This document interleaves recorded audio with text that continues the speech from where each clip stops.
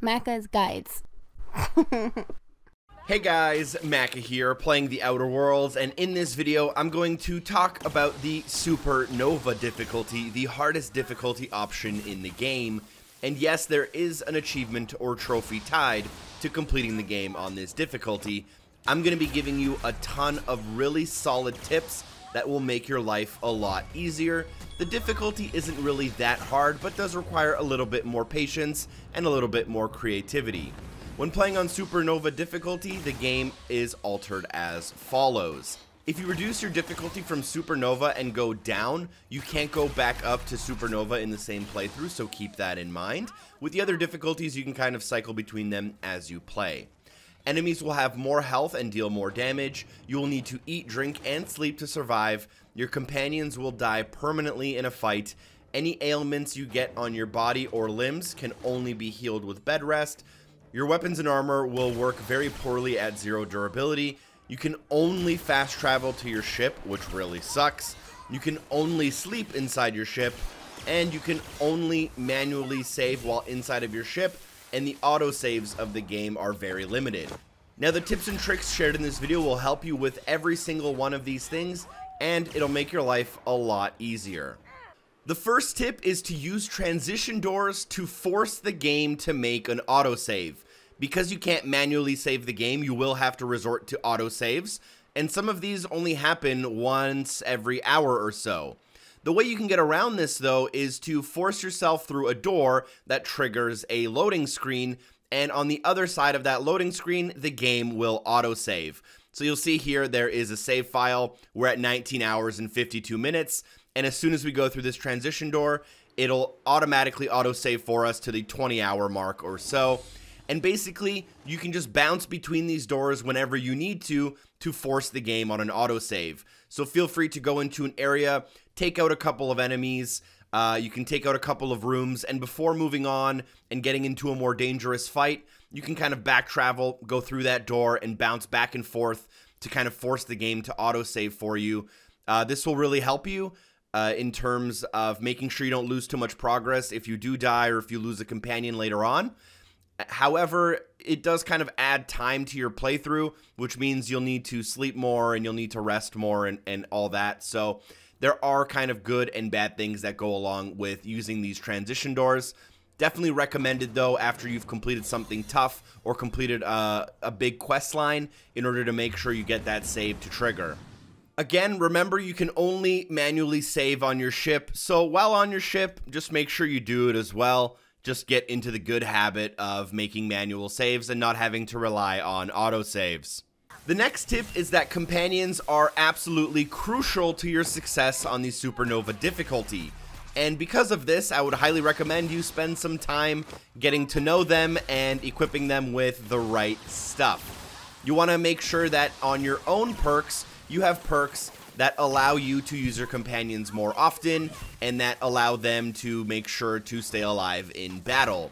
Additionally, you can go to their kind of profiles and make sure they're equipped with good armor and good weapons, and you can actually decide on their perks as well. I would highly recommend you take a good look at this screen and decide what kind of perks you want your companions to have.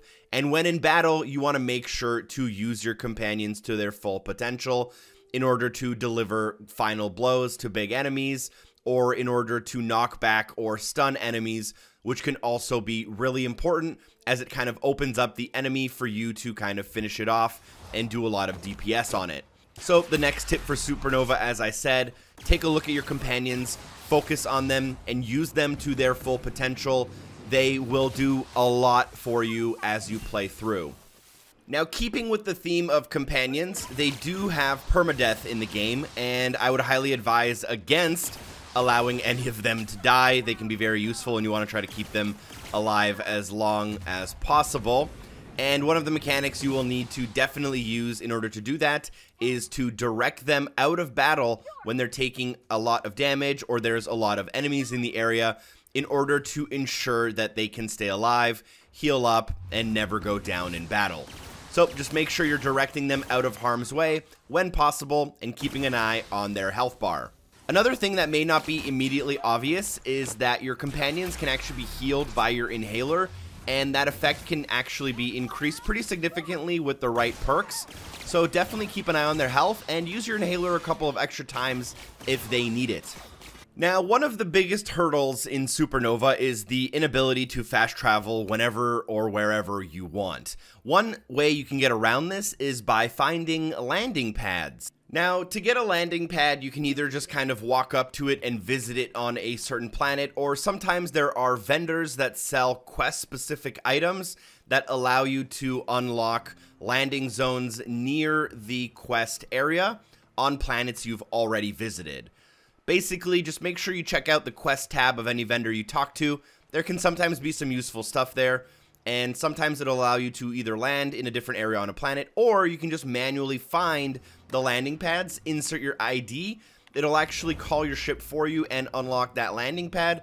This will allow you to visit your ship kind of more often if you ever are in a pickle and need to sleep, or if you need to store some stuff because your inventory is getting a little too heavy. This can be a real lifesaver. Another really important thing for Supernova and even the lower difficulties is to make sure you use the workbench. Don't get into the habit of just finding weapons and then just equipping the best one you have on you at any time. Actually go to a workbench and make modifications to guns that you enjoy using. And more importantly, if you have a decent amount of bits burning a hole in your pocket, you should go to the Tinker tab and you can basically just exchange bits for DPS power on the weapons you already like using. This is a really good way to kind of take a weapon from earlier on in the game and expand its life into the mid part of the game before unlocking something new. And it kind of allows you to get used to certain weapons and find out how to work with them best. So I would definitely recommend modifying and tinkering weapons you enjoy instead of just replacing weapons all the time.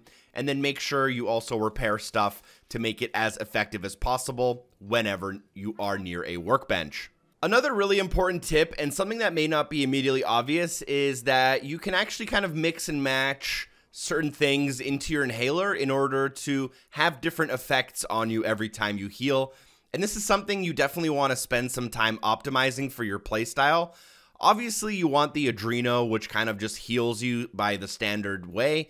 But in the second and third and fourth slot, as you kind of unlock those, you want to equip things that you think can help you when you're in a pinch, that can heal you over time, that can kind of give you maybe an instant speed boost or something to get you out of battle. You know, you want to spend a couple of minutes definitely here in this screen every now and again, just making sure that you are playing up to your full potential. And this is actually a screen that you can overlook, and I personally overlooked for a fair portion of the game, thinking it really wasn't that useful. Also, this applies to the earlier tip where optimizing your inhaler can actually help your companions too. Last but not least, this one's kind of optional and totally up to you, but you can have a little bit of a food addiction, and if you go crazy on carbohydrates and sugary drinks, you can get a FLAW, which has some, downsides to it, but also does reward you with a perk point. Out of all the flaws you can have, I think this one's actually not that bad.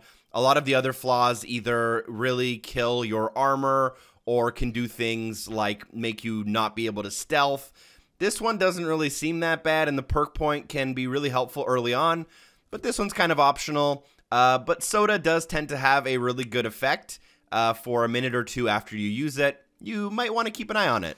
Thank you so much for watching my Outer Worlds Supernova video. You guys are also extremely smart, and if you come up with any tips that I didn't cover in the video, please leave them in the YouTube comments. I'm sure there are a ton of other gamers who would love to know what you did to make your way through. A super special thank you to Loveboat Gopher for helping me with these tips. Additionally, feel free to subscribe to the channel for more content similar to this. A special thanks to everyone on Patreon for supporting the show. Shout out to Double O, and hopefully I see you guys soon. Peace.